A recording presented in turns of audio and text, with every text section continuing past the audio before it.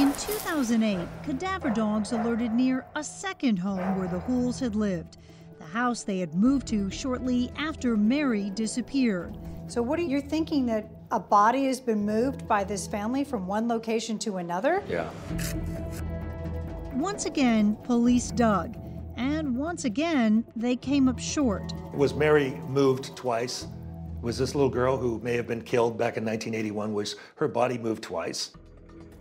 Although the case had been closed, Sircone felt something was seriously wrong.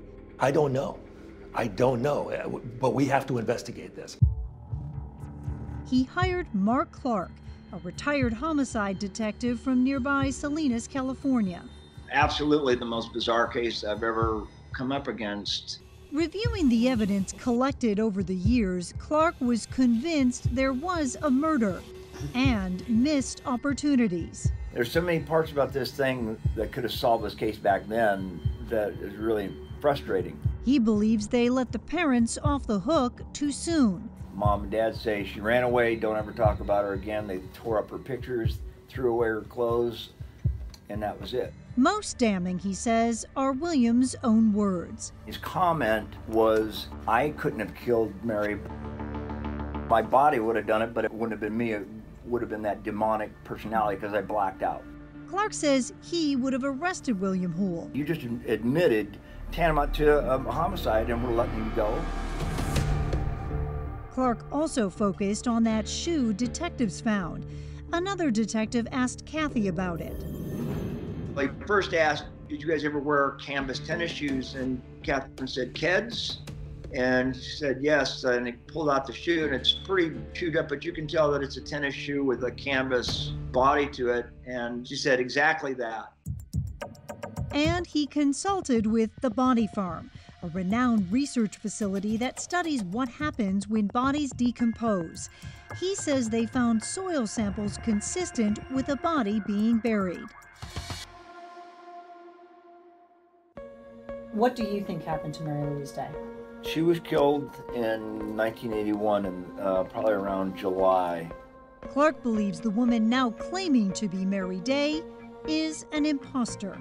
There's just too many things that point to Phoenix Mary Day being somebody else. But what about that DNA test showing she's Charlotte Hoole's daughter? Well, Mark Clark has a theory that he says explains it all, even if it is a little far-fetched. He says Charlotte Hoole had another daughter, a secret daughter, born before Mary and given up at birth. Clark believes Phoenix Mary is that secret daughter. So you think Phoenix Mary is the actual sister of Mary Louise Day, who goes missing back in 1981? Yes. He looked into Charlotte's background. There's some circumstantial evidence that Charlotte had a couple of marriages where she would be involved in extramarital affairs and become pregnant from those affairs. Clark says the Hooles could have reached out to Charlotte's secret daughter when they felt they were in trouble. I believe she was somehow sought out by Charlotte and William to pose as Mary Day to avoid prosecution. It was an elaborate plot, he says. The Hooles knew that police were investigating Mary's disappearance, and they asked her secret sister to assume her identity. Sircone says the Hooles had wherewithal to do it. What if they took the birth certificate of Mary, which they probably had, and the Social Security card for Mary? What if they gave those cards to the other sister and said, you're now Mary? Clark says the scheme put an end to the investigation and also put money in Phoenix Mary's pocket. There was an inheritance. We thought the motivation would be the inheritance because she could collect that inheritance. With accrued interest, that inheritance was now worth roughly $60,000. Sherry helped Mary get her cut.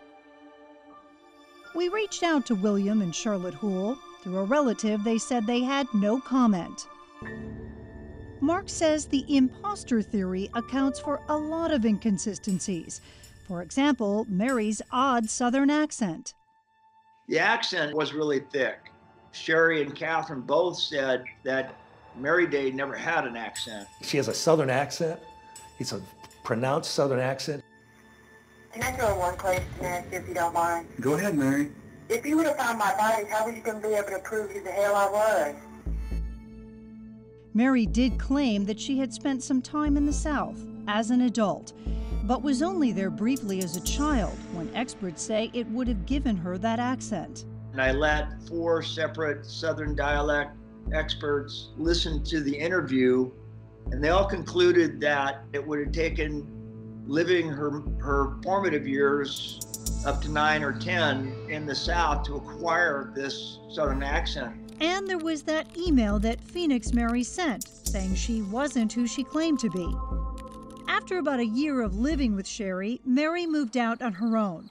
But the mystery just wouldn't die. Another detective was about to take a crack at the case. We have to be very careful, all of us in law enforcement, not to make our story fit our ideas or what we believed happened. In 2017, Sherry Calgaro still wanted answers about the woman claiming to be her sister.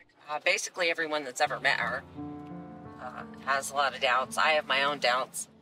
We took Sherry to visit Phoenix Mary in Missouri, where she'd been living for a few years. I'm hoping that she will admit, she will confess to us who she really is.